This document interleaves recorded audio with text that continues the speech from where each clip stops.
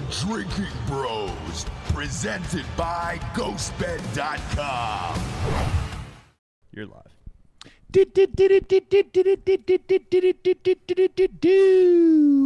Welcome to Drinking Bros. Fake news. I can't see what's going on over there, D'Anthony. Explain it to me. What is happening? Am I looking at you, or are you looking at my person? Am I a hologram on YouTube right Definitely not a hologram, but you're what I see is, well, you're on a monitor in front of me, obviously, but also to my right, we have a monitor where you would normally be sitting. Unfortunately, we couldn't find a piece of shit shaped television to broadcast your piece of shit ass on, but I mean, this is the best we're going to be able to do. There's some kind of green hue. I think it's maybe all the green. There's a lot of green, like a taupe style green over there. It's very calming, but for some reason it's making me angry. Like, I know there's some psychological principle where that color is calming to other people, but it's making me want to tear the fucking TV in half. So it's probably working the way it's supposed to, right? I'm near the water, that's why. Yeah, maybe. He's talking about the desk, Jesse. It looks fine. I'm just fucking with you. But that is, I look like a little lady. Yeah, that is supposed to be like, if you go into an insane asylum, it's that color to keep people calm. But again, when I get all tuned up and I need to calm down, I turn on death metal and I go driving and start getting road rage to calm myself down. You know what I mean? So I'm not the best advocate or I'm not the best example, rather, of whatever the fuck people are supposed to act like. I'm a piece of shit. It's funny. Jesse's behind the camera right now, and she's like, do you look too green? Is it too green? No, it's where he's discussing the colors on the wall and the desk. Yeah, Jesse, what point? Very calming. At what point has my bitching been something to pay any attention to? Usually you just tell me to shut the fuck up. So I don't know why all of a sudden it's a thing now. By the way, I don't know if you could see it on. I don't know if you could see it on camera, but I had a phlebotomist come in to do some blood work for food allergies and shit earlier, and she ruined my arm. There's like a dime-sized bruise already on this thing. She's just like jabbing and poking. She's like, "Oh, your veins are really puffy, but I can't get in there." I'm like, "Well, that seems like maybe that's your problem." Yeah, that's a you problem, not a us problem. So let me ask you, because it seems like you had a minor case of hay fever once we got to Texas. A lot of sniffling, sneezing. Did they tell you it was some type of food allergy or allergy itself? Well, I haven't gotten the results back yet, but I mean, that was cedar fever. That's very common here in South Texas, particularly in Austin. It's right. It's like a histamine allergy to cedar, and it feels like the flu, but there's no fever or anything like that. So I don't know why they call it cedar fever. There's no fever. You just get the body aches and the bullshit in your nose and everything. It fucking sucks. Yeah, because people were asking, is Dan doing heavy cocaine? I was like, no, he's not doing any. I've never seen Dan do cocaine in my life, or cocaine, as the kids call it. It's definitely different there. I know at night in Texas, I get a little stuffed up myself, and I can't figure out why. If you have a food allergy to like peanuts or something, let us know, and I'll jab you with an EpiPen. Yeah. Speaking of that, all the modern research now shows that this alarmist bullshit about allergies to peanuts and not exposing children to peanuts at a young age have now increased the rate and severity of peanut allergies in society. So the lesson there, I suppose, is that being a pussy does not pay off, right? Hiding inside of your house from a fucking virus with a 99.8% survivability rate doesn't pay off. Weird, right? One would have thought believe the science, Dan. Believe the science is what we're all doing here today. Speaking of which, dude, it's my birthday, Dan. So believe the science. I don't know what that means. I'm a baby. I was a baby, and now I'm a man. And that's science, Dan. Now you're in your mid 60s at this point? Turned 33 today, Dan. No. I have the same birthday as Jesus, my personal hero, Ric Flair, and another one of my heroes, Carrot Top. So pretty amped about that. Carrot Top was in a friend of mine's DMs recently, by the way, and so was Pauly Shore, by the way. Jesse, that's great. So Jesse just dipped out to go and buy the phone. We did something on Ross Patterson Revolution this morning where, now that I'm rich, obviously with the gold Timex watch, that was $36 from Amazon, and then all of my stonks success. I said I needed that flip phone. I needed that Razor flip phone, and a bunch of people donated to get me a Razor flip phone, which I will now be using to call my broker. So that's all I'm going to do is call my broker long distance on my flip phone with my gold watch now. Yeah, I'm down with that. So she went to go get it. That Razor phone from Motorola is back, and that is real. I haven't seen it in real life. Isn't it? Now isn't it? Go get it. Isn't it still like $1,500 like the iPhone? No, so we looked it up live on air, and they've dropped it like $400. So it's like $1,000 or something. And well, it's not good either. That means either they're not selling a lot, or people just aren't into flip phones as I am. No, you know? I mean, if you're gonna get a flip phone, get a clamshell, go full on like non-smartphone style. If you're gonna go do it, I mean, what's the point of getting a fucking normal flip phone? I don't know that I don't know that they have those anymore, because there was a place in LA called J&J Beepers. I was gonna get a beeper also. Jesse wanted a car phone, one of the old phone, the ones that's looks like a rotary phone. Yeah, but inside your vehicle, and so I think we're gonna do all that stuff. Is what we're going to do. But she went to go get the flip phone, so I should have that for tomorrow's episode, one would imagine. Word. Well, I mean, good luck. You're welcome. Yeah. You're welcome. GameStop is through the roof. AMC is absolutely destroying, and it's going to be a good day unless you are a baby in New York. We don't often start with the get fucked of the week, but you wanted to do this, Dan. Yeah, Bob, you have that. The show with us. You've got that link, that CBS local link, right? Can you pull that up and put it on the screen with the lady's face? Well, I memean, she's wearing a mask, obviously. Ross, we're gonna take you off the screen for just a second here, but oh, that's fine. It's basically it's my birthday, but let's show this lady. Yeah, well, I mean, this one's important and you're not. So we're going to lead off with the get fucked of the week, which is not what we normally do, but I wanted to get this out of the way early. As much shit as I talk about kids, there can be no tolerance in our society for the abuse of children. This woman, where we're about to see her picture, it's if you scroll down, it's a little like halfway down. There you go, up right there. Let's try to blow that up a little bit. Currently unidentified person punched a 2-year-old in the face several times and ran away. According to the mom, the assailant was panhandling, so probably a drugged-out shitbag. But the real problem isn't just, and I want to address this, the real problem isn't just that the woman is crazy on drugs and punched a baby in the face, but according to the mother, literally no one came to her defense, the mother's defense or the child's defense. I don't give a fuck who's doing violence to the innocent. If you're not the kind of person who stands up and stops it, particularly when it's against children, you don't deserve to live in this country, and you don't deserve to live on this earth either. So take a close look at this piece of shit right here. And if you're in the New York area and you might know who that is, let the fucking police know so they can bury her somewhere. Or him. I don't know what the fuck that is, to be honest. Either way. Yeah, I mean, this story, when you sent it to me, man, was so shocking that I was trying to think of, because look, man, I have a 2-year-old. Yeah. They're so innocent. They have no idea what's going on.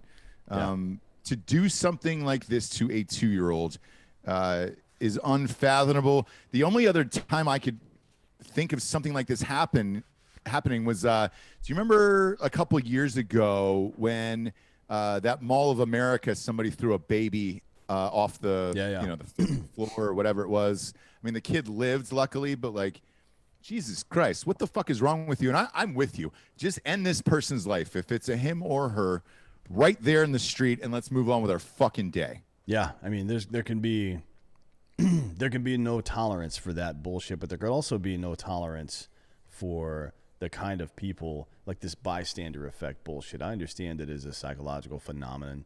If you look up Kitty Genovese, you can read the psychological studies on it that were done back in the mid 20th century, but don't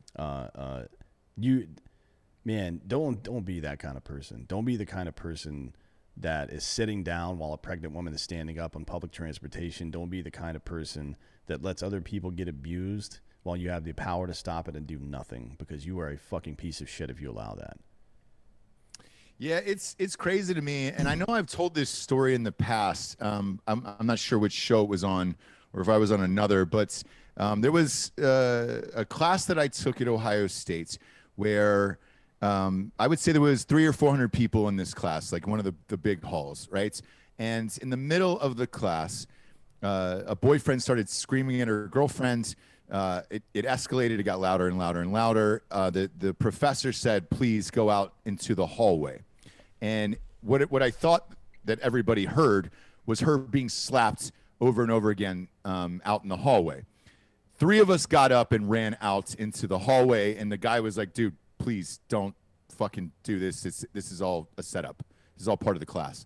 And when we walked back in, it was the exact study that you were talking about, Dan. Yeah. And she said only 3 of you got up to do something in this class, knowing full well that everyone saw a woman and her boyfriend screaming at each other, and then violent slaps, in the hallway itself was all you could hear. And he was clapping 2 books together is what he was doing. Right. And only 3 people got up. So I know exactly what you're talking about. And then the professor asked why everybody else didn't do anything. And it was like you said, there's a lot of people that live in fear. I think a lot of people also just choose to look the other way these days, where they're just like, man, I don't want to get involved. I mean, there's a good Papa G actually just wrote about it here in the fucking YouTube comments, but there's a good soliloquy in Boondock Saints about this shit. Like, what we should fear most isn't evil men, because the collective will of good people can defeat evil pretty easily. And we've seen that throughout time. I mean, the most evil thing most of us can ever remember is National Socialism, and the collective will of the people relatively easily, once everybody got involved, stamped that shit out within a matter of years. Now, there's lingering effects and stuff like that, but the main threat was annihilated pretty quickly, so much so that the leadership even killed themselves, right? What we should fear most is the indifference of good men. That's what they said in Boondock Saints, and I believe that. You cannot, if you want to fucking live in a world that is safe, that where you can prosper and be successful, part of that social contract is that you take care of other people, right? And if you're not willing to do that, then move to fucking Somalia. You know what I mean? Move there with no rules and fucking everybody. I mean, that if that's your libertarian fucking wet dream, you can just do whatever you want and there's no taxes and blah, blah, blah. Go live there, motherfucker. All right? I don't want to hear about this shit about not getting involved in other people's lives and blah, blah, blah. Man, look, if that's the way you want to live your life, then do it, right? But at some point, whomever's doing the violence is going to come do it to you too. I agree. And I wasn't telling that story of like, oh, Ross was a fucking hero and jumped up. Not at all. I think there is people who are inherently born with something of like, all right, I'm going to do something, but it also works the other way. And I remember the professor saying, as she was chiding the other people, she goes, all right, to the 3 people that actually did got up and do something, what would you have done if he had a gun or this or that or whatever? And to try to consider the ramifications of all the actions, right? Mm-hmm. And it always comes down to the same thing is, is that in you? And why did you do it? Was it instinct or whatever? And then given the choice of what you know now, would you do it again? And the answer is usually always yes. There's only a couple times where I've looked back on my life and regretted like, oh shit, so-and-so could have had a knife and, stabbed me or whatever the fuck it was where I was, or something like that. But, I think you have to inherently want to help other people, or you live in fucking fear and then you just watch and videotape and that's it, right? Yeah, I mean, Shakespeare wrote that a coward dies 1,000 times before his death, but the valiant taste death but once, and I believe that. I don't if I get stabbed or shot or whatever trying to do the right thing, then I can live or die with that. But I can't live or die with watching innocent or weak people be abused by the strong and evil. I'm not going to do it. And if you shouldn't do it either, honestly. That's the only reason I brought this up. It's not honestly, stuff like this probably happens all the time. But it's not it's not the crazy lady acting crazy in public. It is the fact that no one was willing to help this fucking 21-year-old mother with her 2-year-old child. That is unacceptable in this fucking country. It's unacceptable anywhere in the world, but it's certainly goddamn unacceptable here, where we talk all the time about how we're the best country in the world. We don't lead the world in shit. The only thing we lead the world in is saying we're the best, right? If you watched yesterday's episode with Freddie Wong, he said he wanted to explore a new kind of patriotism where our patriotism's wrapped up in us trying to actually be the best at things. And I think that's an important way to fucking look at life. I did too. Freddie Wong's a great dude, by the way. He's been on the show many times. Every time he comes on, it's a blast, and he just drops fucking truth bombs all the time. Yeah, big fan. We wanted to show that picture. If anybody knows who that is, obviously out them or just go ahead and execute them. We won't say anything. Wink. But yeah, that type of shit shouldn't be tolerated. Next up, Al Jazeera is starting a conservative new news outlets. Al Jazeera, the Qatar-based news network that has previously sought to become a liberal media force in the U.S., is launching a platform to target conservatives. It was revealed on Tuesday. The new effort, called Rightly, will target Republicans who feel left out of the mainstream media, Politico has reported, and will be led by a former Fox News journalist. Politico also said that Scott Norville is the Fox News staffer. He'll be the editor-in-chief of Rightly, which will launch its first conservative-focused show on Thursday. I look, we've said this on the show a million times. I always thought somebody was going to rise from the ashes and do something, right? I didn't know if it was Newsmax. Fox News seems to be getting out of the far-right business for whatever reason. And, you know, a bunch of people from the right had turned on them right about 6 months before the election. And I didn't know who it was going to be. I figure it would be foreign. And before, you know, Democrats start jumping all over Republicans for Al Jazeera, let's not forget it was Al Gore that sold to Al Jazeera as well back in the day. He had a network as well. My question to you, Dan, is this. Is this going to be on television, or where is this going to be? Is this a news outlet, or is this a television media outlet? I mean, so far as I can tell, it looks like it's going to be a television outlet as well. But it could be, it's going to be broadcast somewhere as a news channel and as a website. So it'll be just like any other cable news situation. By the way, for those of you that don't know, Al Jazeera's parent company, Al Jazeera Media, is owned by the goddamn Qatari government. The Qatari government that continues to criminalize being gay, basically. They continue to they have situations the same, not exactly the same, but similar to the Uyghur situation in China. Women cannot get divorced unless the husband allows it. There's all kinds of stupid, fucked up bullshit. I mean, it's a Middle Eastern country. You should expect this goddamn stupid shit from them. Using slaves to build their World Cup stadiums? Yeah, like literal slaves, right? And that's a problem not only in Qatar but in Kuwait as well. Any of the wealthy Arab nations, they use Indo-Chinese indentured servitude to do everything there because the locals don't work. They just get stipends from the government based on oil revenue. This is insane to me. So you want to talk about Russia or somebody else or China getting involved in media in this country to sway elections or fucking push misinformation? This is not even, they're not even trying to hide this shit anymore. By the way, the guy from formerly of Fox News, Scott Norvell, he's going to be their editor-in-chief of Rightly. He was formerly a staff member at Heat Street, a news website that was launched by News Corp and was shut down because it was swinging too far to the right, and Norvell was at the lead of that. Norvell played a part in transitioning Heat Street from libertarian, youth-oriented site to pro-Trump, like Breitbart-style bullshit. Here's what I have to say about it. Conservatives are constantly complaining, and rightly so, about all this intersectionality bullshit that's going on and the fucking the intersectionality that's going on. They engage in it just as much as everybody else. Every time there's any kind of censorship in fucking media against the right, their idea is that we should go start a conservative news network. No, motherfucker. News is news. There's no such thing as right news or left news. There's no such thing as Republican math. There's no such thing as liberal science. There's no such thing as fucking any of this stuff. It doesn't exist. Information is information. You've missed the point. The point wasn't to have both sides represented. The point was that there's only one side, and that is America. So nice job, assholes. You've done it again. You did it with Parler. Anytime this stuff comes up, it seems like there's some kind of fucking, like they're fucking some hero for like, oh, we're gonna get everybody represented now. No, you're not. you're just going to box out the other side and make it even worse. Well, here's the problem with all this, and I understand why they're doing it. Because look, most of the media is left. However, there's nothing in the middle, man. It used to be CNN back in the day. It is obviously no longer whatsoever. I guess headline news would be the most middle of the road organization, but MSNBC is left. Fox is right.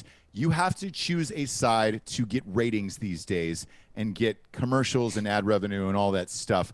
I understand from a financial standpoint why they do it. I also understand that the right doesn't feel like they're properly represented in the media, therefore they're looking for other alternatives. Shutting down Parler, when we talked about this a couple months ago, was the wrong move, because then you're saying, hey man, even if you want to have a right network, because or a right social media app, because I think Twitter's left, that's bad, that's wrong. We're all of us, on the left are going to get together in big tech and then shut you down. Of course, this was going to be the next step. If you can't get this done in America, then yes, they were going to go outside the country. I heard Parler's back-end servers, for their new opening that they're getting ready to launch, are from overseas as well. Now, I'm with you, Dan. I think it should be illegal. I thought back in the day it should be illegal for China to own any form of Hollywood, any fucking movie studio, any of that shit, simply because you could put your influence into mainstream movies and get away with whatever agenda you wanted to, because you're China. And that's the simple reason. And they're even doing it to things like Top Gun 2. Yeah. And I know you and I talked about this last year, but they changed the patches on the back of Tom Cruise's, infamous bomber jacket. Yeah, they took the Taiwanese flag off because they don't want to admit that exists. Or correct. Was it Taiwanese or Hong Kong flag or some shit? Both, I believe. And then Hong Kong's got that massive uprising that's going on now, obviously against China. And God forbid we piss off the Chinese for all of our American white movie stars like Tom Cruise, so that they can enjoy their communism in peace without having any countries near theirs try to have some form of organized protesting. But all of this shit should be illegal, and it's not. So then you go to Al Jazeera. And again, Al Gore did this first. And then he ended up selling it for a truck ton of money. Now the right is going to do it. If there isn't balance here in this country of media, since they're all going one way or the other, this is going to continue to happen, and we're fucked. Because you're right, Dan. Once a fucking Al Jazeera starts putting news out there and paying these people millions and millions of dollars, that means they also have the right to say, hey, man, why don't you kill that story? Yeah. I mean, we don't want to talk about that. Why does anybody think that the Qatari government is going to be open and honest about things? And we're going to get to another story later on about Middle Eastern governments and how they handle things. It is absolute fucking nonsense. And to think that the solution to combating safetyism and intersectional bullshit is more of it is fucking stupid. I mean, what other disease do you give yourself more of the disease to cure yourself? It doesn't make any goddamn sense to me. And look, if that's the world you guys want to live in, if you want to have somebody on camera saying exactly what you want to hear all the time, then you're a fucking idiot, frankly. And I have no respect for you. Anybody that's standing up for this bullshit are the fucking Parler guys who are clearly boxing people out and intentionally going as far right as fucking possible. Fuck you. Well, the interesting part about Parler was, that guy was down the middle and had pleaded with everyone of, please, man, when conservatives were taking over Parler, he pleaded with everyone and was just like, dude, this is for everybody, man. Right, left, I don't give a shit. It is a social media outwork. It was too late, man. The right had nowhere to go, and they took it over. The narrative now coming out of the Bongino et al. Camp is that, he was trying to fucking censor and blah, blah, blah, so we had to get rid of him and blah. That's what I'm hearing from, people DM me, some fans of the show DM me and shit. Like, get fucked with that shit. Dan Bongino is a fucking knucklehead. He's a far-right retard that has absolutely no goddamn business speaking in public ever. He's a failed politician. People have decided, right? The people that know him best have decided that he doesn't belong on the stage, all right? The same thing that the fucking Democrats did Democratic voters did to Kamala Harris. And you saw the crazy uprising that happened when she got nominated for VP. And it's like, what the fuck? We got rid of this woman. We didn't want her. And now here the fuck she is again. Bongino is the same kind of shit, but he failed at an even lower level. The people that knew him even more intimately said, not no, but fuck no. 4 goddamn times. This guy doesn't belong on television. He doesn't belong speaking to anybody on any kind of authoritative level. He has no qualifications to do so. And now people are just willing to accept the narrative that the guy that they forced out somehow was just gonna fucking suppress things and censor everything. That's what he wanted to do. Yeah, I'm sure Bongino's on the level about that. Get fucked with that bullshit. You know, the interesting part about what you just said is the two people you mentioned on the right and the left, Kamala Harris and Dan Bongino, both failed upwards. Yeah. And that's what it is now, man. And it's you're choosing a side. It's who you want to hear from. And if you check the boxes on that side, congratulations, you're going to win. Yeah, it's stupid. And I look, for Bongino, to be full disclosure, I don't fault him. Fuck, if he couldn't make it, he did it on his own, and God bless the guy for doing so. Kamala Harris, you know, with her whole shit, I don't know how she was selected, to be honest with you. Like, the people have clearly chose Dan Bongino. I don't really listen to him. I see, you know, segments pop up here and there. But it's a podcast, not the vice president of the United States. So shit, man, it's just kind of where we're at in this country. But the sad thing is, you're going to go overseas if you can't do it here. And since, you know, the left controls all media, buckle the fuck up. This is what it's going to be, man. More and more shit's going to China, Al Jazeera, everything else. And then we're not only getting the news that we don't want, we're also going to get the news that they want us to listen to, because they're the ones cutting the checks at the end of the day. Right. Yeah, the Qatari government has the Qatari government's best interest in heart. Not liberty, not the American people, for sure. So good luck. Good luck with that shit. And if you look at it too, Dan, and not to fucking harp on this, but like everything that you and Hot Bob said about what that fucking country actually does, what they believe in, what they do to their fucking people on a regular basis, is the same thing that is going on China, which controls the left. So now you have two groups of shitty people controlling American media outlets, multiple at this point, that you're like, what? Yeah, what the fuck is going on? I've said this before on American Party. I'm not sure if I've said it on Drinkin Bros yet. I think I may have mentioned it on the show that that Hot Bob and I did last week. But if 10% of the Arab world hates the West and wants to go to war over it, and 10% or whatever percent it is of the West hates the Middle East or wants their resources and wants to go to war with them, my enemy is not the Middle East. My enemy is not people in America. My enemy are the 10% on both sides that are trying to get us into fucking prolonged, never-ending combat for no fucking reason other than either their own ego, trying to steal resources, or some fucking made-up sky daddy that they're fucking worshiping. Fuck those 20% of people on Earth. They are my enemy, right? Fucking Mohammed, who's trying to sell bread on the streets of fucking Iraq to feed his family, is not my goddamn enemy. You understand?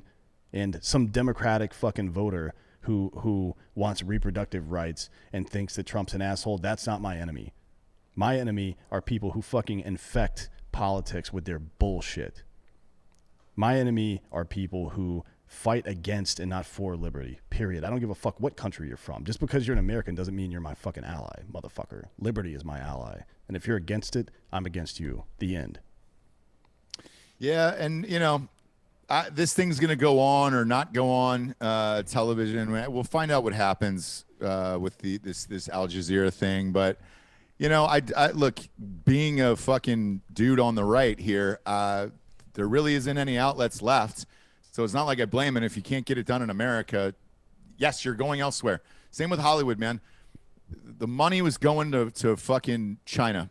All of the box office. We joked about it with Freddie Wong yesterday, with Matt Damon saving the Great Wall of China in that movie. It's like, hey, man, you're going to end up doing whatever they fucking want at the end of the day, because that's who's cutting the checks. But ducks. The guys that are cutting the checks for us for this show to be on the air, ghostbed.com/Drinkin Bros.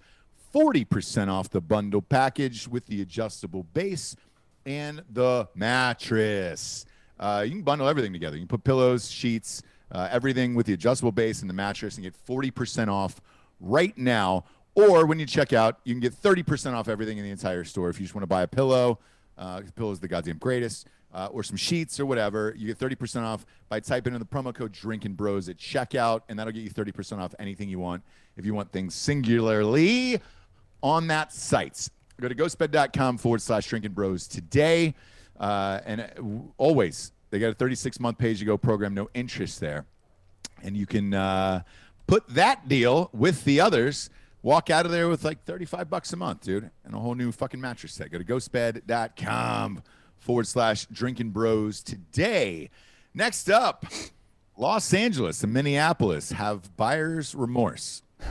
After Minneapolis a few weeks ago announced that they're reversing some of the completely ridiculous new policies, such as defunding the police, Los Angeles is heading in the same direction. The Los Angeles City Council has now directed the police department to develop a plan to handle the uptick in crime as a result of the defund the police motion, which cost its budget $150 million last June.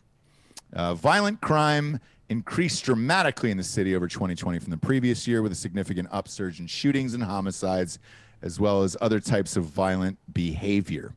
The councilman Paul Koretz said, "You don't say. For the first time since 2009, there were over 300 homicides in the city, and gun crimes were at levels not seen in years." After voting 12-2 to defund the police in June, the direction to make the police department come up with a plan to address the crime increase. Now that won a 12-0 vote. So I mean, fuck, yeah, man. It's like the most self-fulfilling prophecy of all time, right? Ever. We literally have aphorisms about this. Throw the baby out. Don't throw the baby out with the bathwater, right? Like some of these phrases have been used for literally hundreds, maybe thousands of years, because they are timeless principles. They are timeless. If when you're cutting out necrotic cells, sometimes you have to cut some healthy tissue away, and that is collateral. Yes, it happens, but the fraction of police that behave inappropriately do not warrant a $150 million decrease, right? Or they certainly don't warrant what Minneapolis did. Now they're paying the fucking price for it. And to be honest, I can't believe any of the cops stayed. If I was an LAPD officer or an MSP officer, I would have left that area as soon as possible. Not everybody has that luxury. And I don't want to go Gary V and tell people to quit their jobs out of principle, because that's fucking stupid. But man, I think you guys should fucking leave those areas. Fuck these people. They don't deserve you. The voters put them in. The people that voted for this absolute fucking retarded piece of shit that is the district attorney in Los Angeles. He is one of the biggest pieces of shit human beings in this entire country. He may as well go run for governor of New York. That's how bad he is. Meanwhile, by the way, Berkeley, the dumbest city in the country by far. I've spent plenty of time there. Same, yeah. They're the first city now. They've passed a bill now that says that cops will not be handling their traffic stops anymore. So guaranteed over the next year or two, there's going to be some fucking, because there's East Oakland still has a shitload of gangs, and there's going to be people driving fucking drugs through there, get pulled over by some fucking some hall monitor, and they're going to get lit the fuck up. And it sucks that that's going to happen. People are going to die because of this. And when they do, you have to ask yourself, what recourse do we have as a community, as a nation, against politicians who lie, against the media who lies, or against these small city people who, because of wokeness or whatever stupidity, they make fucking rules that end with people's deaths. What recourse do we have against them? Like, they just don't get reelected and they go on and live their rich lives after that? Is that really the fucking country we live in? No, there have to be consequences for actions. Otherwise, they keep happening. And right now, there are none. There's none, man. And I've talked to 3 or 4 of my buddies who are LAPD, and I asked them sort of the same question that you were posing, a minute ago, where I was like, hey, man, and it's all dudes, by the way, so that's why I said, hey, man. I go, why do you still work there at this point? And And I'm the same way. Dude, don't quit your job. You got other shit. And most of them said the same thing. They're like, look, man, I'm not near retirement. I'm worried about trying to get another job during COVID, and then what city do you go to and all this stuff. So I'm going to ride it out for a couple years and see what happens. But all of them said the same thing of it's not good. And they said, look, man, they've had, internal meetings where they're saying, look, if there's something questionable, go ahead and look the other way. Because it's not worth it, and they're not on our side. So, do what you can, but don't go out of your way to fucking. No, I like that idea for cops. I think police should have some levity, lenience, and some kind of leeway to make decisions. Like if I'm a police officer and I see a 16-year-old and he grew up in a shitty area and he's got like a fucking gram of cocaine on him, do I want to fucking take that shit? And well, I would just do it. But do I want to take that shit and throw it on the ground and stomp on it and tell him to get the fuck out of there? Or do I want to ruin this fucking poorly raised child's life forever? Like what decision you're allowed to make there? And I think it has to extend beyond that. In the military, you have a duty to disobey unlawful orders. Now, the presumptive question is, what defines an unlawful order? The Constitution and the Bill of Rights do. So, for example, if some asshole passes, if Biden and his group of married cunts decide to pass some kind of anti-2A legislation, then if you're a police officer out there and you start enforcing that, then you are now my enemy. That is just how it is, motherfucker. But forget about all that. You have a sworn duty to uphold the Constitution, not the president, not the presidency, not the Congress, none of that. Your fucking duty is to the Constitution, the end. And you have a duty to say no when that's happening. It's really that fucking simple. Yeah, and look, there's some of the things like you discussed that I don't mind, man. If it's not killing anyone and, somebody's just trying to get by on a day-to-day life, if they're not moving fucking serious weight, fuck it. Look the other way. Get the fuck out of there. Weed is already legal in California and shit like that. So it depends on what it is, but that's going to happen more and more. And you're right. The crime rate is going to continue to skyrocket. What'll end up happening is it'll eventually switch back to fucking Republican or something. I know they want to recall Gavin Newsom right now and they're close. They put him on the cover of there's a Los Angeles magazine that's been famous for years. I saw it. It's like a really cute picture of him blowing a bubble or something. Correct. It's like, it's popped. Is his bubble popped? Yeah. I'm like, oh, great pun, dude. You really fucking nailed it. Top-notch fucking journalism, LA. Get fucked, losers. I don't mind a dad joke here and there, but I will say this for a left magazine that's going after their dude.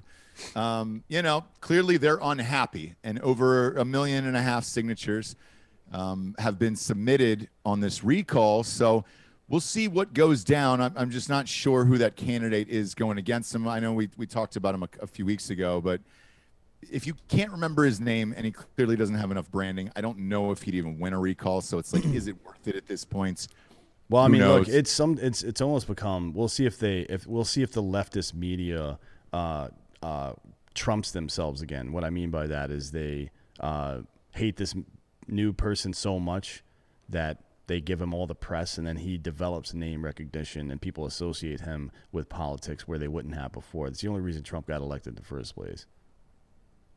Yeah, and the Minneapolis situation is going to get worse. Oh, yeah, it's going to get way worse. A lot worse. Because that trial is going to start probably in July, over the summer for George Floyd, and there's going to, for a fact, there's going to be the argument that he OD'd on fentanyl and had a heart attack before he was choked out on the ground. Yeah. And that is going to get nasty. Yeah, it's going to get reduced to manslaughter.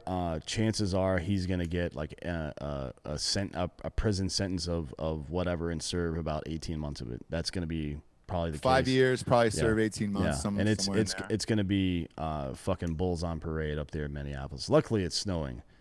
So there's only so much you can do. It's slippery up there. But not when the trial is going on. No, not That's in the June. problem. Yeah. So when it actually happens, the fucked up thing is, when this was going on with the George Floyd thing, all the people who were protesting said, I want the highest murder charges you can get. Right. Well, you gotta prove that, he was intentionally doing it, which they don't really have.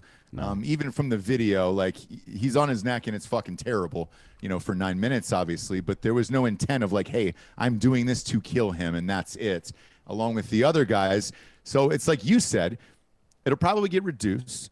They'll probably get a lighter sentence like that won't be good enough for the people. And then they're going to burn down the fucking city again. And then it's defunded anyway. So good luck. You're fending for yourself at that point. Yeah, I mean, they're probably going to declare a state of emergency before the trial even starts. That's what I heard from some people that work up there. I mean, the National Guard of Minnesota will already be there protecting all sorts of stuff. There's a chance that federalized troops will be protecting federal buildings or agents from ICE or something like that, which is funny because when Donald Trump did that, it was it's so funny. When Trump was sending federal agents to protect federal buildings from getting burned down, that's racist and abuse of power. When the left brought the entire 20,000 National Guardsmen to protect against 200 fucking dumb retard rednecks that stormed the Capitol, that's like an assault. It's assault on America, man.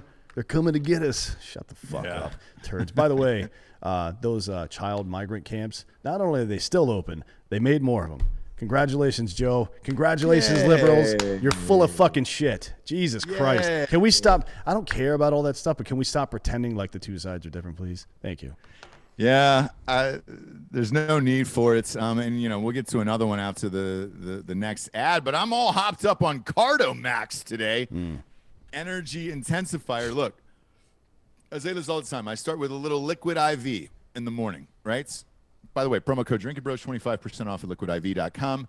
And then I switch over to Cardomax for the afternoon shift, and you can pour that into anything. Mm-hmm. So Daddy's got a little bit of in my, because it's my birthday. Yes, I poured it in liquor. That's what I'm saying to you.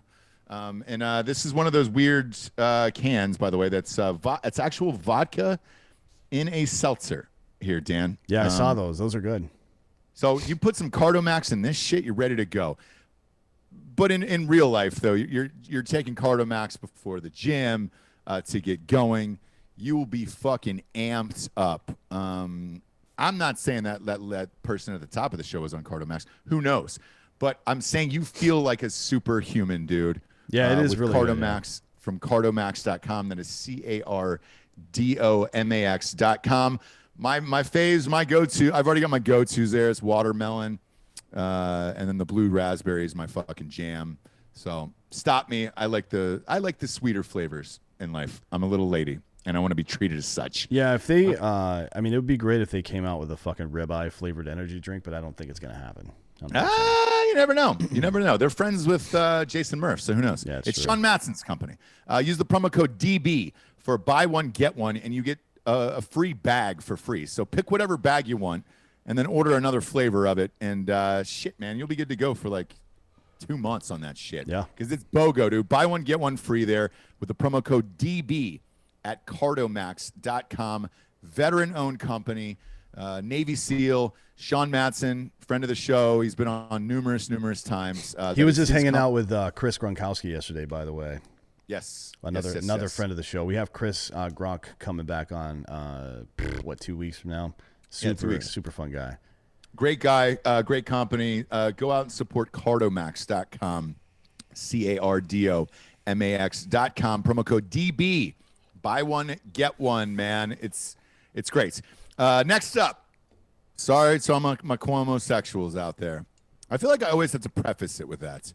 But apparently, the governor, Andrew Cuomo, has been sexually harassing his staffers like hotcakes for years and years. Multiple women, including Lindsay Boylan, who penned an open letter detailing her experience, have reported the governor's actions after years of alleged abuse. Cuomo apparently asked female staffers if they wanted to play strip poker, kiss them unexpectedly on the lips, and all sorts of other shit. I mean, can we really be surprised that a 65-year-old man with nipple rings who murders elderly people is a sexual deviant? No, we can't. Can't be. This was the least shocking story I'd read this week. Yeah, I mean, well, I don't know if it's. This is probably the least shocking. The second least shocking is now a bunch of Democratic Congress people want to remove the nuclear codes from Joe Biden. I don't know if you heard that or not. No. Oh yeah. Why? Well, I mean, who knows, right? Democrats? Yeah. Democrats want to do this? Yeah. Yeah. Really? Yeah. I didn't hear that. I'm being totally truthful. I did not hear this. I'll look it up during the next ad read and read some of it to you. So more, in addition to this stuff, which should not be surprising to anybody, Letitia James, the New York State Attorney General, commented on and delivered even a report that shows Cuomo his administration underreported COVID deaths in nursing homes by 50%, right? So like the Nashville mayor was hiding stats because he wanted people to stay inside, presumably because he thinks he knows better than everybody else. So if I can lie to them and keep them inside, it's for their own good. That is a fucked up way of thinking, but it's not evil. It's just stupid, all right?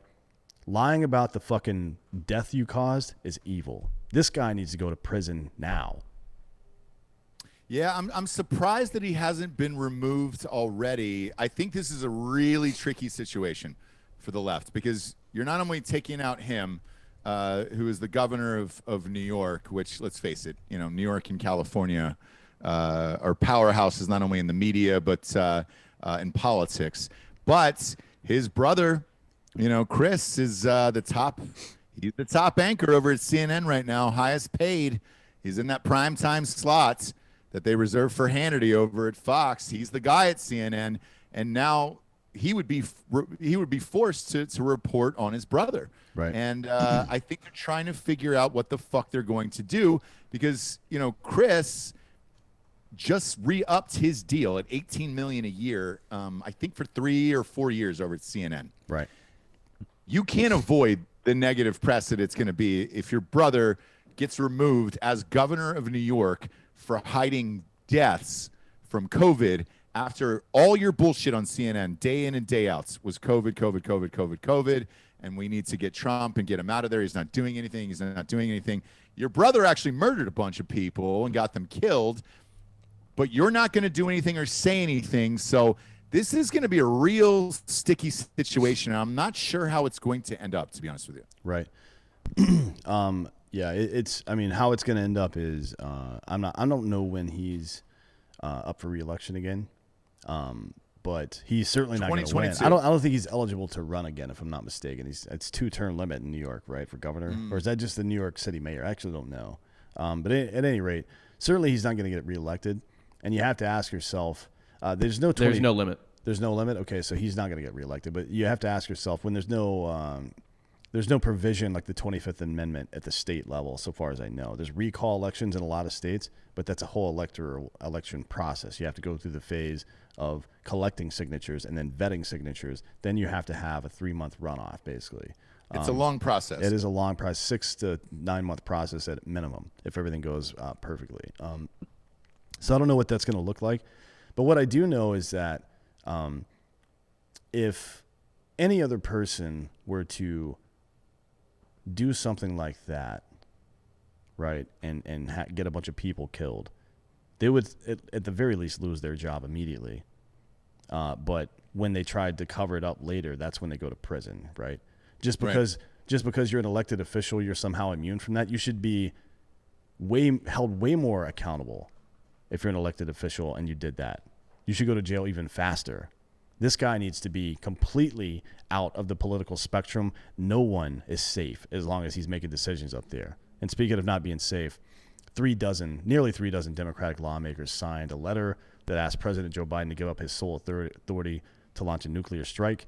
They said that vesting one person with this authority entails real risk.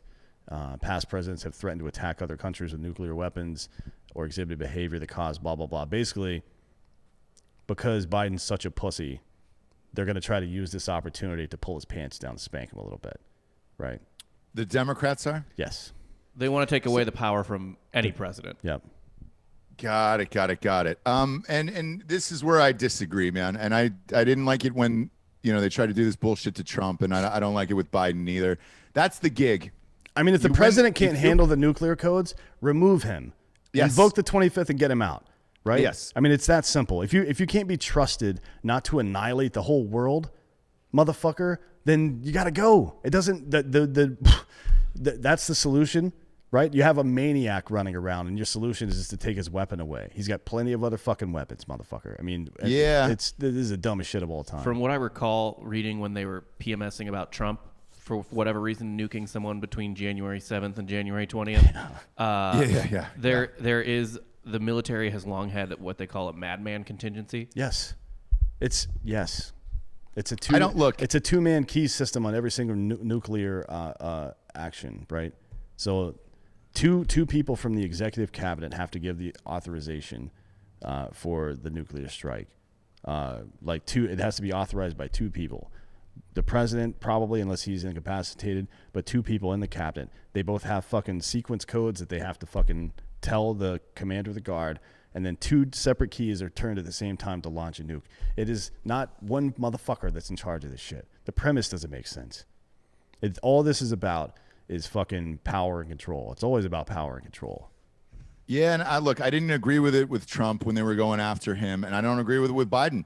That's our president. Like it or not, that's our fucking president. And he might be fucking suffering from dementia, but I don't think he's a madman, and I don't think he's going to be, blowing people up for no reason. So all of this is just overblown. And like for the who is it? 3 dozen Democrats, the 36 Democrats did this? It's 33, I think. I didn't look at the number, but I'm pretty sure, or I didn't look at the number just now, but I'm pretty sure when I read it, it was 33. Why do this? Because you and I brought this up with Adam Kinzinger on the right. It's like why go through the fucking trouble of doing this if it weren't just to gain media attention or some. I don't get it. Like if you truly believed in this, you would have come out during the election cycle and said, "Hey man, don't vote for this guy. He shouldn't be trusted with nuclear codes." Like. That's the time to speak up, not now after the motherfucker's president. Yeah, it's dumb.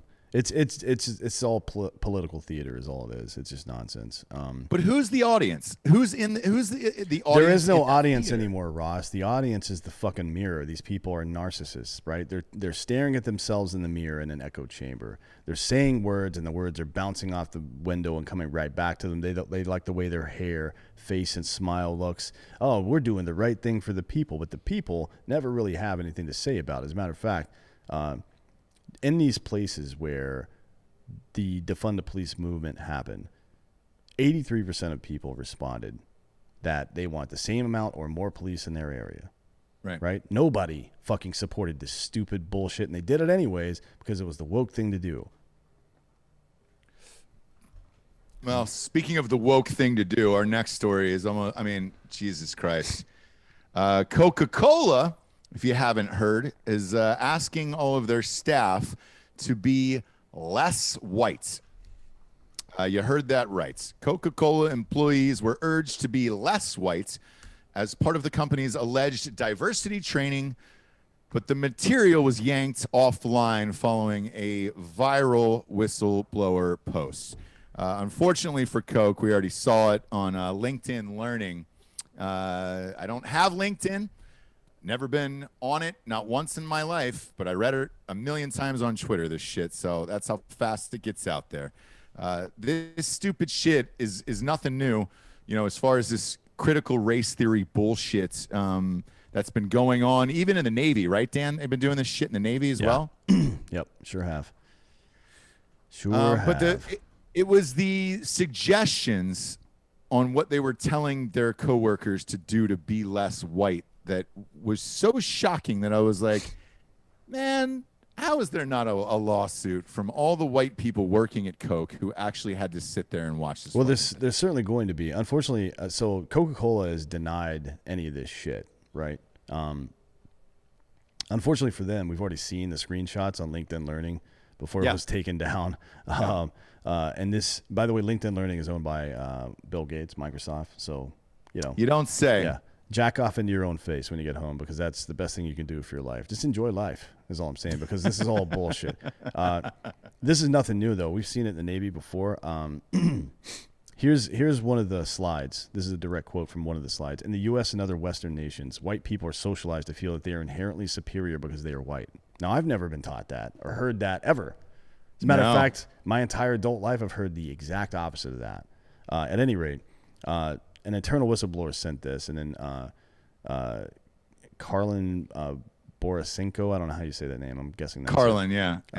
Or Carolyn, maybe that's a weird way to say Carolyn. But anyways, posted the slides, and then the next slide suggests to quote unquote try to be less white, with tips including be less oppressive. Well, what the fuck does that mean?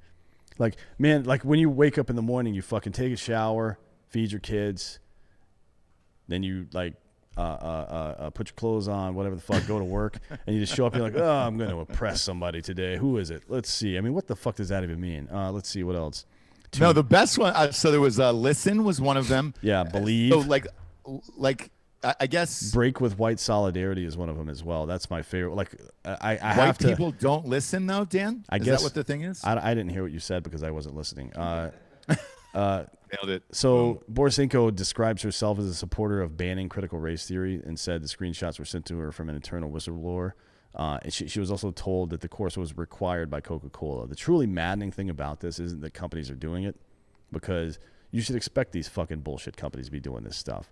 They are privatized echo chambers that are mired in safetyism and cover your ass bullshit. So of course they're gonna fucking fall down this well. It is up to people to stop them from doing it. But each time they get caught, usually they backpedal and shift the narrative.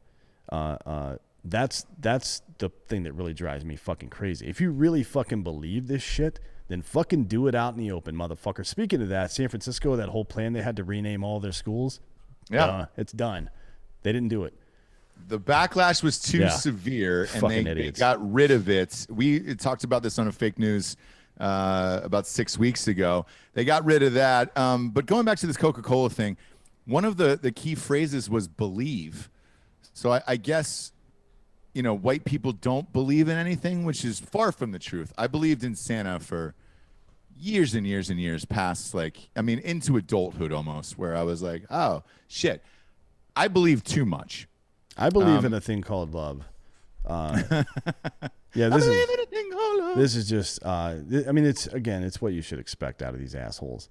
And, it's clearly people value that kind of thinking to some degree, because there's a critical mass of people that are championing it, that are making a lot of noise and getting it passed. The problem is that the silent majority cannot stay silent. It goes back to this, what we should really fear is when good men do nothing.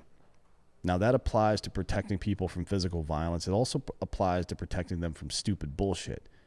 And it's a good conversation to have, because stupid, bad information, misinformation, fake news, we have to protect against it. You don't protect against it by shutting it out. You don't protect against it by banning it or censoring it. You protect with better ideas, right? You protect with your time and your effort and communicating with other people, not launching lobbing fucking bombs on Facebook and shit, but talking face to face with other human beings and explaining to them in a polite manner why what they believe is nonsense. Right? And if you can't do that, right, if you don't have the courage to do it, if you can't find the words to do it, if you can't find the time to do it, then you're going to live in the world you've bought with your fucking complacency. The end. Yeah, and, with Coke, there'll be a massive lawsuit with this. The white people who work for Coke will sue. Hopefully they get a fuck ton of money, and then we don't have to go through this bullshit anymore. Because, man, I've fucking had it with all of it, to be honest with you. Believe, listen, break with white solidarity, be less white. What is the white solidarity? Like, I don't know. I'll tell you this. One of my favorite things to do in the world is to make white people feel awkward, right? And please don't overuse this. I'm going to give you guys a secret right now, and please don't overuse it, because it's one of my favorite things, and I don't want it to become like a huge meme or anything. But use it from time to time because it's really funny. If somebody that you kind of know introduces a third party to you who is not in the room in any kind of way, whether they're trying to tell you about them or saying they're coming somewhere or I met this person, always ask if they were white, right? So if Ross and I just met and he was like, oh, my other buddy Dave is coming over. I'm like, oh, is he white? And don't react to what they say. Like just wait for the response and what it is. God, it is beautiful. It makes me so happy because let's say they say, of course he's white. I'm like, what do you mean, of course? The fuck's that supposed to mean, right? So you can judge them either way they go and make them feel really awkward. And then always remind them at the end that you were kidding and that you don't really care. But I really enjoyed that. But anyways, there's no fucking white what white solidarity? I don't know, man. We're the majority of the country, and the country wants to kill itself. Like even old white Republicans didn't vote Republican because Donald Trump wouldn't shut the fuck up about old people. So where's the solidarity exactly? Like, what is it? I don't get it. I don't understand. The other thing too is like, was Coke? Was there a lot of racism associated with Coca Cola? Like, well, the polar bears, right? They didn't use black bears or grizzly bears. They used polar bears. Pure white, pristine polar bears. I could see if this came out of like Bojangles or something, where it was like, hey man, can we just be less white? But Coca Cola, man. Our Papa John's would probably be the biggest one for being less white. Let's be real. Yes, Papa John's. Yeah. If you were saying, hey man, we went through some bad shit with the Papa back in the day, like can we fucking be less white and be like, all right, yeah, I guess. Or can we at least stop saying the N-word at board meetings? I mean, it feels like a pretty low bar, but we could do it. Come on, guys. Let's try to keep it under 30 N-words per month for the board meetings, right? There's only one board meeting a month, so we should be able to do it, right? Let's band together, dude, and put that on a LinkedIn thing. Yeah, by the way, I don't know if you noticed, but I got a certificate of blackness from my fan page guy this morning. Congratulations. Really proud of that, guys. I'm officially black. Thank the Academy. Of black people. Yeah. Obviously, it's the @Dan Hollaway fan page. It's one of my favorites. Instagram. It is really funny. It's really fucking funny. By the way, is it because you used to professionally do drive-bys? No, it's because he called me the N-word in a rap song he wrote about me. So I guess that makes it okay. And well, he's black too. Yes, he is. That also makes it okay. Yeah. But speaking of being less white, Dan, you can do that by learning a new language. Yeah. At Babbel.com. That's BABBEL.com. I don't have my copy in front of me here today, Dan, because I'm riding solo with Jesse's computer. We're switching it up here. I gave her the 13-inch, by the way. It was just too tiny for me. Are you talking about somebody else's dick? Because I've seen yours, and it's not that big. I just took a fucking glorious black and white dick pic today, by the way. Let's see. I'll send it to you. Babbel. Let me pull it up. All right, so Babbel.com. I assume, I don't know the promo code. I think it's Drinkin Bros, but I have the one for American Party here. It's American, so either way, you can use one of the promo codes. You get 3 months free. So the way they have it set up is immersion style. It's not like you're in high school and you're trying to conjugate verbs and learn all that nonsense again, because it doesn't work. I mean, it's how much of the language do any of you remember from high school that you learned? Probably zero. Except for the Donde está la biblioteca, which became a meme after a while. But anyways, Babbel breaks it down into 15-minute segments, basically. So you can say, I have 15, 30, 45, or 60 minutes, or however long a day to work on this. And you can commit to it and hold yourself accountable. And the modules are designed for that. They've got 14 different languages, all the major ones. They have speech recognition tech as well. So it's not just about how you understand and how you write. It's also about how you speak. Like it has voice recognition, where if you mispronounce words when you're talking back to it, it will correct you in real time. Like it's like having a teacher in your hand at all times. So right now, with the purchase of 3-month Babbel subscription, you get 3 additional months. It's 6 months for the price of 3. And just a reminder, Dakota and I are learning Spanish right now so that we can do an entire show in Spanish. So it's funny. So Tom Segura does a show in Spanish as well. Promo code Drinkin Bros. Yeah, but his last name is Segura. Yeah, and mine is not, right? It's not. No. So it's Babbel.com/Drinkin Bros. Okay. So go there. Get 3 free months if you get 6. So you're good to go. You're good to go on that BABBEL.com/Drinkin Bros. It's a really good app. It's the best one I've used. I've used a couple of the other ones, and the lesson plans are kind of wonky in my opinion, and they're weird. And also the speech recognition does not work on the other ones. This is the first one I've ever used. Like the first week I started doing it, I was intentionally mispronouncing things just to see what it would do, because that was the big bone to pick I had with the old apps. This one actually does it correctly, so it's going to help you learn the language. Yeah, I agree. We were talking about NYC earlier. We'll talk about it now because look, AMC was up today, and New York City movie theaters are opening for business after nearly a year of closures. New York City cinemas will be permitted to open on March 5th. Nipple Ring said, Cuomo. Movie theaters in the city will be allowed to operate at 25% capacity, consistent with pretty much all the other rules that are in place for the rest of New York State right now. The movie theater announcement follows a recent series of moves the governor has made over the past few weeks to reopen the state's economy. Large New York City arenas like Barclays, the Madison Square Garden, obviously, they're preparing to welcome back fans for the first time here beginning Tuesday. It's strange, man. You know, I can't figure out why or how it happened so quickly, Dan, but, you know, magically COVID went away and here we are right after January 20th. Yeah, there's a lot of stuff going on. I mean, Fauci's on TV saying we're going to be wearing masks for the next year. And then most of the doctors who are putting out statements are saying that we're going to reach herd immunity by June, which is 77% infection rates. Now, there's going to be viral mutation, and we don't know what that's going to look like in year 2 necessarily. But because there were some early viral mutations, I think they have a pretty good handle on what it's going to look like. So there will be vaccines developed for that as well.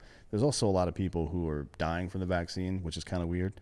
I guess it happens in clinical trials, which is basically what this is, which is why I'm not getting it, because I didn't volunteer to be involved in a fucking clinical trial. Sorry.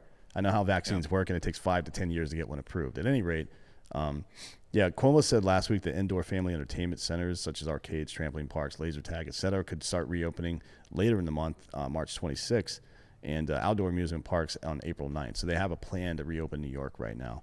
Too little, too late. Obviously, all the rich people have already either left or made plans to leave.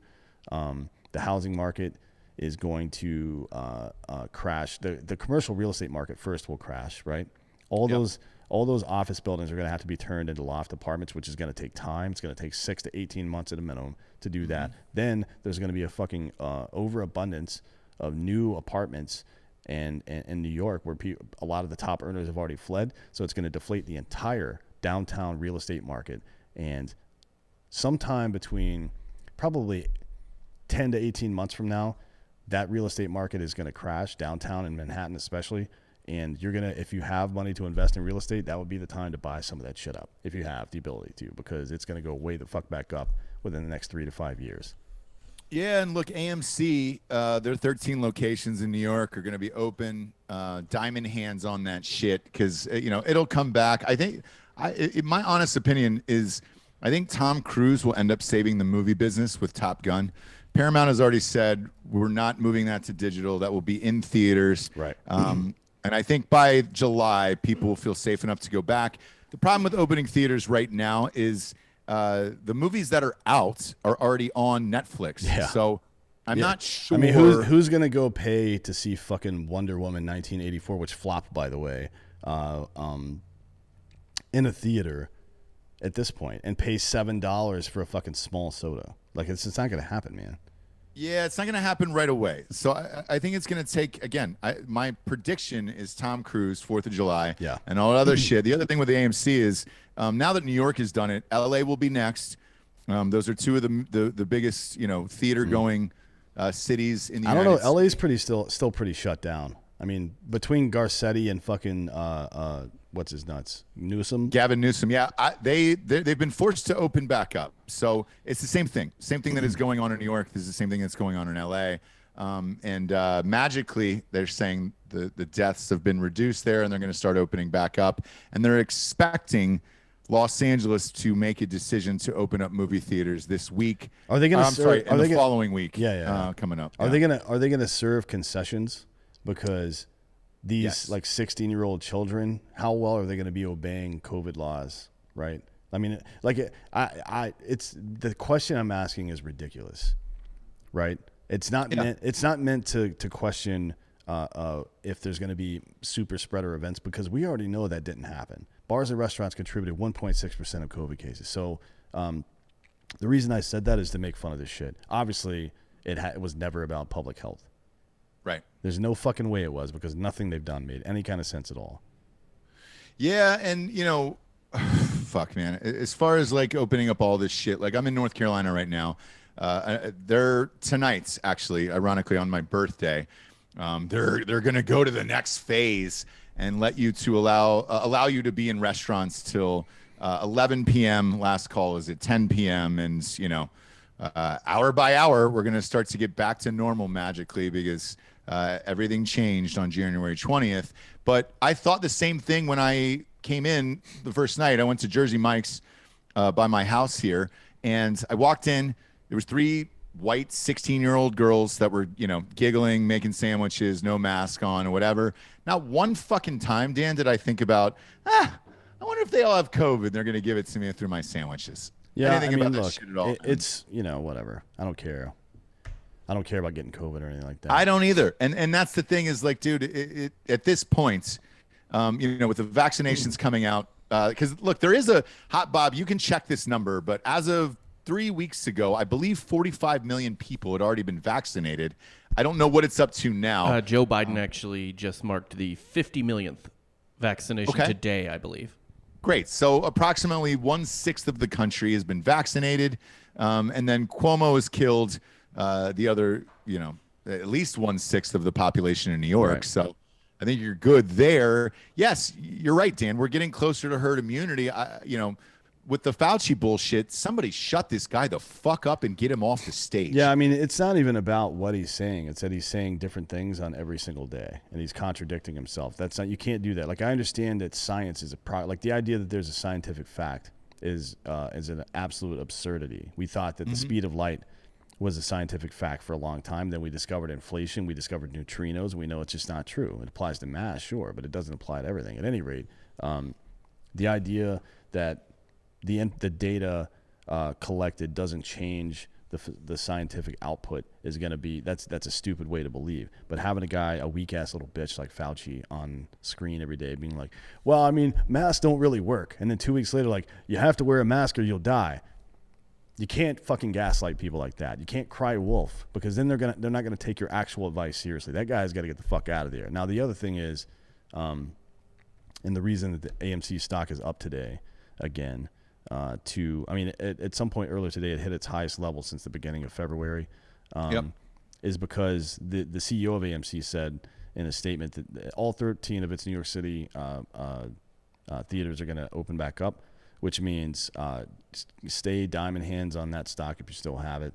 Also, when the box office starts opening back up in China, remember that China owns AMC 1 and 2, has a fucking shit ton of theaters over there. That's where we make our real money in Hollywood these days. So this AMC stock that's where Top Gun 2 is going to make a lot of money as well, man. You're going to see a run on AMC in spurts throughout March here and there. It'll probably go up to 11 or 12 and kind of hang out there for a while.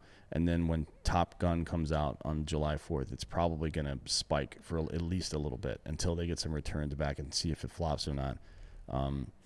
If you looked at the stock this week, right, it spiked on the numbers from the box office last weekend, and they were shocked when the quarterly reports came in. They were like, "Ah, shit, it wasn't as bad as I thought." Yeah. And that's with like rerun movies in the theaters essentially that are already on Netflix and everywhere else. So yeah, I think it'll pop back to life.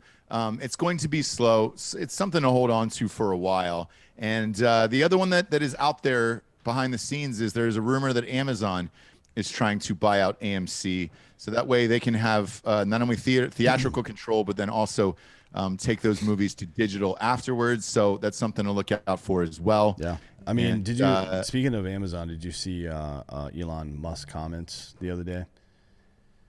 Somebody from the Washington Post was trying to ask him some questions, and he was getting annoyed, and he was just like, "Go back to your fucking overlord and tell him to get fucked or whatever." Obviously talking about Bezos. Best. Yeah. Musk is the best. Yeah, he's the other thing that's could save the theaters too is in those concessions, most theaters have moved to beer and wine. So if you're an adult taking your kid to a cartoon movie, Jesse and I do it all the time. Get a couple glasses of wine while we're there. The kids get the popcorn. So that's going to be boosted in every single theater here very, very soon, if it's not already in yours. And then the dine-in theaters as well are a blast, and you can just get rocked in those lounge chairs and enjoy it. And I bet you a lot of the wine is from firstleaf.com. Go to tryfirstleaf.com Drinking Bros today and get 6 bottles of wine for $29.95 and free shipping. You heard that correctly.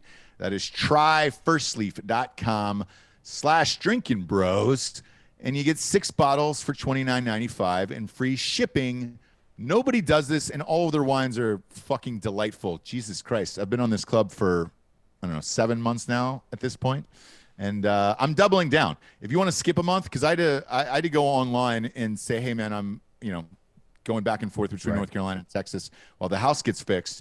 They're like, great, we'll just pause it for you, which is rad. So I didn't even get charged for this month. So I was like, hey, I won't be there to get it. So you can do that anytime as well. There's a reason why they're the America's #1 wine club, as far as shipping to your house and all that shit. You go on, you take a little quiz. It checks your palates, and then you can check the ones you like, and then the ones you don't like, you can say, don't give me that again. Right. And it's the best.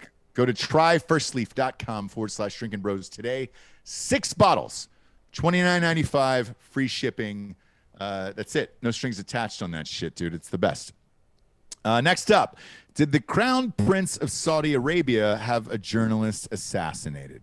The 2 private jets used by Saudi Arabian assassination squad that killed and allegedly dismembered journalist Khashoggi, as I like to call him, Jamal Khashoggi, were owned by a company that less than a year prior had been seized by the kingdom's powerful crown prince, Mohammed bin Salman. According to, is it Salman? I always feel weird. I think it's pronounced Salman, but whatever. Who cares? You know how many times I've heard it pronounced Salmon out at a cheesecake factory? Oh, that's just white trash people, though. Ah, gotcha. Okay. Yep. But yeah, look, this doesn't surprise me at all, man. No, this guy's been bouncing around the Middle East for a while. He even lived in the U.S. for a while because he was afraid of the Saudi government was coming after him. You might remember the guy from.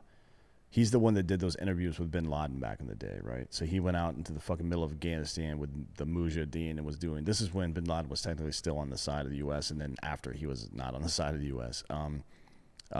He said he feared for his safety from the Saudi Arabian government. And he went to a Saudi Arabian consulate in Istanbul on October 2nd of 2018 to get documents so he could marry his fiancée, and he was never seen alive again. He was found later beheaded and dismembered. Yeah, that was a nasty one, wasn't it? There's a doc about him too. That was just straight up torture for what? Was it 8 minutes or something like that, Dan? I mean, it was fucking gnarly, dude. Yeah. And because they have the audio. I listened to the audio. Did you listen to the audio of that? No. No, I haven't seen it. It's brutal. No, so he's screaming, obviously. They're dismembering him, torturing him, blah, blah, blah. And the doctor is with another dude who's clearly freaked out. And he's like, hey, man, you might want to put your headphones on and listen to some music. That's what I always do when I do this shit. Yeah. Because he's like, I can't hear these fucking people scream. Yep. And he just said it so matter-of-factly that you're like, oh, fuck. Like, you've done this hundreds of times. Yeah. So, yeah, this isn't shocking. Yeah, no, the documents that have been leaked came out as part of a Canadian civil suit from earlier in the year. They're labeled top secret and signed by a Saudi minister who reports directly to the Crown Prince. So the equipment used to kidnap the dude, the fucking person that was in charge of the operation, both are owned by or report directly to the Crown Prince. He 100% is responsible for this. Yes. According to this is a quote that the minister that reported to him had written down. According to the instruction of His Highness the Crown Prince, ... immediately approve the completion of the necessary procedures for this, and that's in relation to the kidnapping and assassination of this man. So if you're interested in the type of people that we, the U.S., send billions to for military support, and a country we've long and incorrectly considered an ally I recommend looking into this. Fans of the show remember in the summer of 2020, before we moved out here to Austin, Hamidi Jassim suggested that the new regime there, the Crown Prince, was moving in the right direction. I'm sorry to say he was clearly wrong about that. This guy's a piece of fucking shit. He's a murdering fucking fascist piece of shit. that still lets 83% of the primary education facilities in this country be madrasas, which teach death to America. Meanwhile, we send these people fucking billions of dollars. What we should send them is a crisp, clean fuck you, right? Deal with your own problems. Get fucked. This is why we have to get away from this foreign oil. The only power that Saudi Arabia has is their position inside of OPEC. They can get fucked. They home of 15 of the 19 goddamn hijackers from 9/11. Fuck these people. Yeah. And look, this is only going to continue. Trump was in during this one, and they knew it was the crown prince, right? They knew it was the direction of the crown prince, but what were you going to do? Yeah. You know, were they going to fucking nuke him? No, there's no way the king would allow it. So therefore, you had to look the other way and say, well, fuck it, man. It is what it is. You don't have to look the other way, though, because during the Bush administration, we had the opportunity to cut off OPEC and open up the fucking oil reserves here in the U.S. and completely separate ourselves from the Middle Eastern oil issue, right? We had the opportunity to do that. Dick Cheney said no. We have to save that for a rainy day. Bitch, it's a rainy day. We've been at war for 20 fucking years with these people. The rainy day is come and gone. Now we're in the middle of a hurricane, and your dumb ass is still getting fucking rich from the profits while American soldiers and fucking civilians are dying. Get fucked. But nobody wanted to do anything about the Iran guy either, who they fucking blew up, Soleimani. Yeah. So, look, this shit has been this fucking tit for until we get off the Middle Eastern tit for fucking oil and whatever minerals that we depend on over here. This shit's going to continue because they have billions of fucking dollars. And at the end of the day, money talks. This fucking crown prince wasn't happy that Khashoggi's fucking wrote negative coverage about him in their bullshit newspaper over there. And, you know, that's what they do over there. I'm not surprised by any of this. Like zero, none of this I'm surprised about. And all of those documentaries and all those guys had this one right. So, yeah. Last but not least here today, kids, did the Biden administration cancel an ICE program aimed at deporting sexual predators? Operation Talon, a nationwide operation to remove convicted sex offenders who are in the country illegally, has been canceled by ICE, the enforcement arm of America's immigration system. Ohio Attorney General Dave Yost and others are demanding that President Joe Biden and Immigration and Customs Enforcement reinstate the program which Trump began on his way out of office. Yost, along with the attorney generals from Arizona, North Dakota, Wyoming, sent President Biden a letter calling for reinstatement of the program following news reports that the operation had been terminated. Yeah, so Hot Bob, if you can go ahead and type, just bring up, pull Ross off the screen and bring up a web browser and type in Operation Talon into Google and see what pops up. It's just going to be local news, not one fucking... Talon. Talon, yeah. Yeah, so not one fucking, as of this morning at least, not one major news organization was, except for Snopes, the very first thing. Are you fucking kidding me? So look down the list. Scroll down the list. Forget about that Snopes thing for now. Look down the list. Not one major news organization has covered this except for PolitiFact right there, and then Snopes at the top saying it's not true. Motherfucker, it's true. Here's their basis for saying it's not true. And you can see their ham-handed defense of Biden and trying to lay the blame back on ICE, who are fucking political appointees. Snopes' response to quote unquote what's false about the Biden claim right there in the middle of the page is that the Biden administration had nothing to do with this decision. According to the ICE official they spoke to, HSI, Homeland Security Investigations, division of ICE, still investigates blah, blah, blah. How can the Biden administration not have anything to do with the fucking branch of government they oversee? I don't know if you guys understand civics or how things work here in America, you stupid motherfuckers, but the president not only sets the fucking the tone for the executive branch, he can control the individual mechanisms of enforcement and what does and does not get enforced. Okay, that is his job to do that. So if he doesn't know about it, he's incompetent. So the options are he is incompetent and retarded, doesn't know about it, or he fucking took this program out of service that was meant to fucking get pedophiles the fuck out of our goddamn country.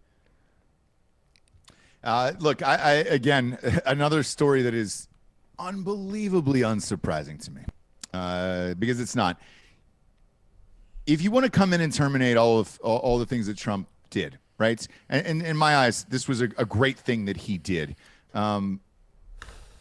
You can't go back on any of it. You know, he ran off. This is what Biden ran off of: kids in cages, immigration, pictures of AOC. You know, maybe at the border, probably green screened, whatever. Right? They're gonna have to lump in all of ICE with all of this shit, and that's it. So he's not gonna be able to just pick and choose one thing here and there. He's got to do what he ran on, and this is why.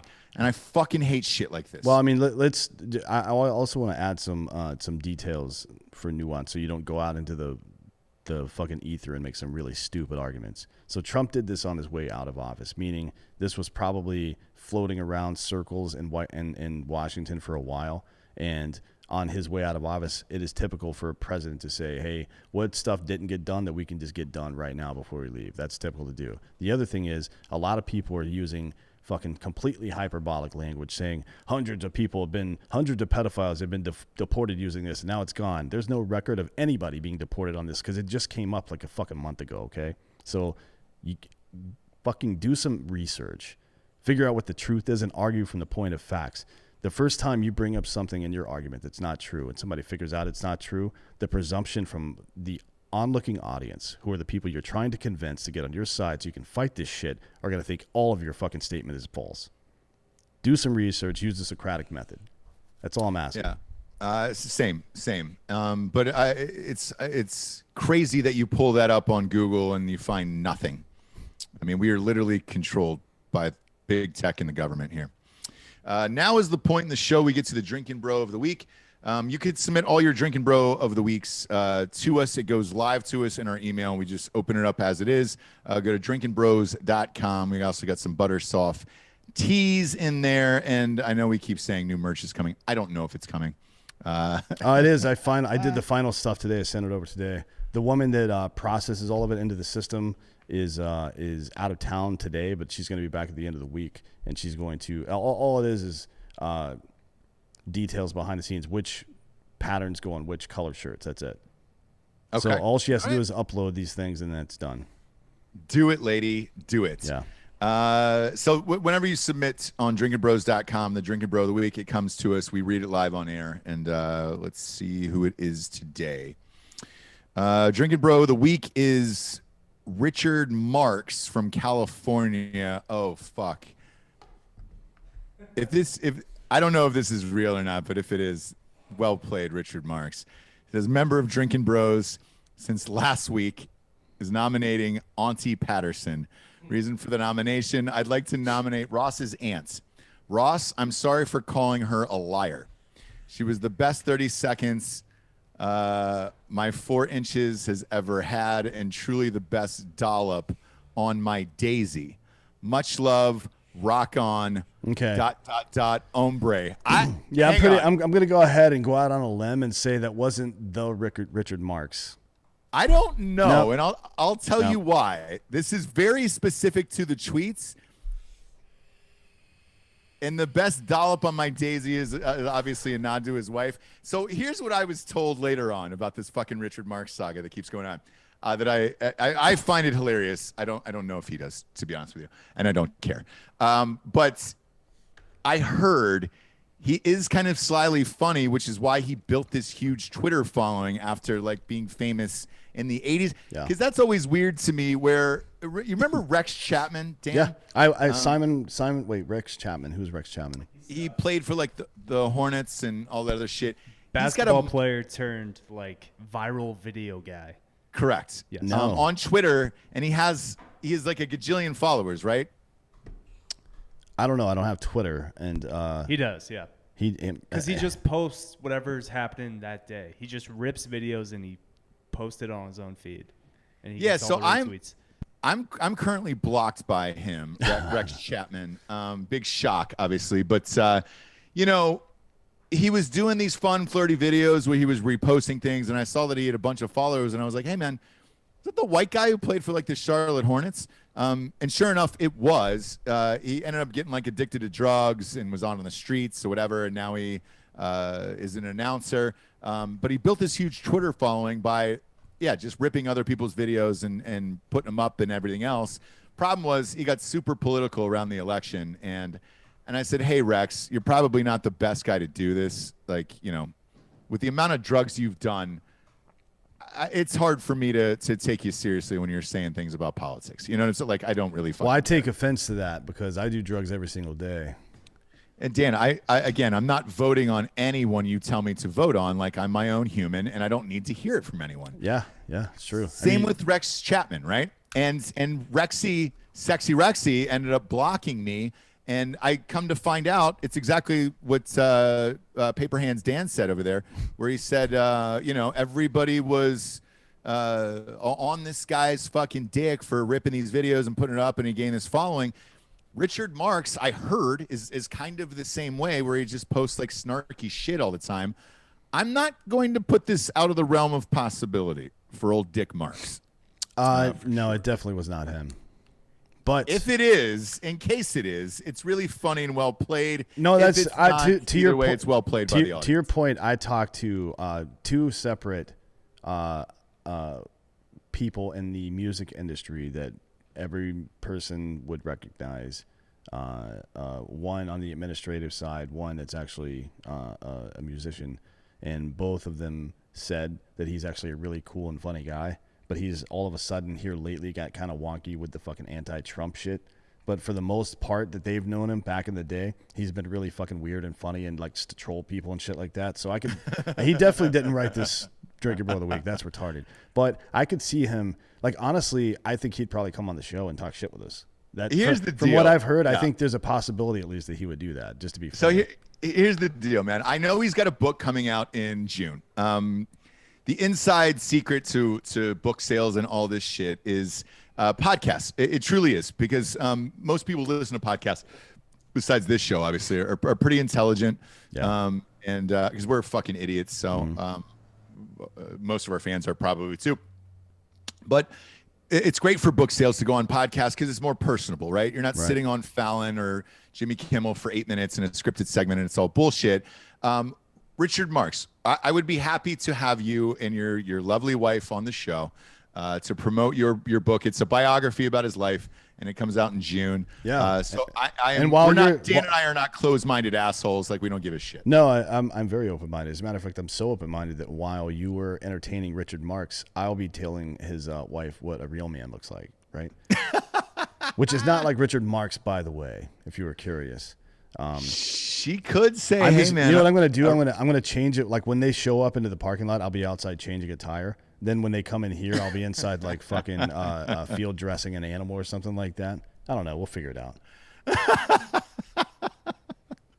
Either way, know that I don't really care about Twitter. I take it all in jest. And if this is real, it's real. If it's not from a listener, it's still fucking hilarious. And Richard Marx and his wife are more than welcome to come on the show. And Richard, you can promote your book, and we'll have a genuine conversation about your life. Politics or no politics, Dan and I really don't give a fuck. No, okay. No. But for the rest of you dummies, go to iTunes, rate the show a 5-star, and leave a quick review. That helps keep us on the top of the charts. It's not how many listeners. It is simply those reviews. And that way, one day, we can be as rich as Dick Marx himself. And then we don't have to care about life, and we can just live on Twitter all day and bash political figures. Yeah, and somebody's aunt can suck my dick. Yeah. Which would be nice. I mean, that'd be great. That'd be awfully nice of her.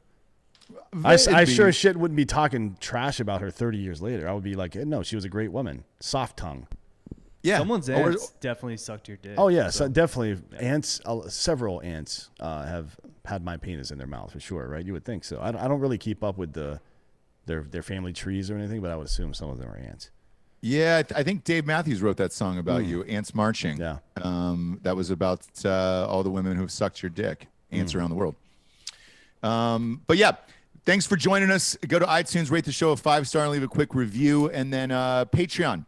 We got a Patreon up. We're doing a fuck ton of extra shows on that thing per week that are super aggressive. Dan just dropped his Kill playlist this week. Which is fucking awesome. That's a great episode. I dropped a fucking solo show last night, which is out of control. I claim that Tiger Woods is dead. I have no proof that he's alive, so who knows on that one. And then Friday night is the Friday Night Jack Sesh with Jack Mandeville and Giorgio. That is one of my very favorite shows on this planet, and it's like, I don't know, $5 a month or whatever. But there's a ton of crazy comment on there. Shit, I went back to the new guy too and did that whole movie and talked about that. I haven't seen it in like 15 years, and that's on there. We've got a bunch of shit on there, so go there. It's just shit we can't get away with on YouTube, to be honest with you. Right. So go there and check it out. It's $1 to $5. Audio is $1. Video and audio is $5. And enjoy it. Once we get merch in the stores, we'll have some exclusive offers there as well. For D'Anthony Hollaway, I'm Ross Patterson. This is Drinkin' Bros Fake News. Good night, everybody.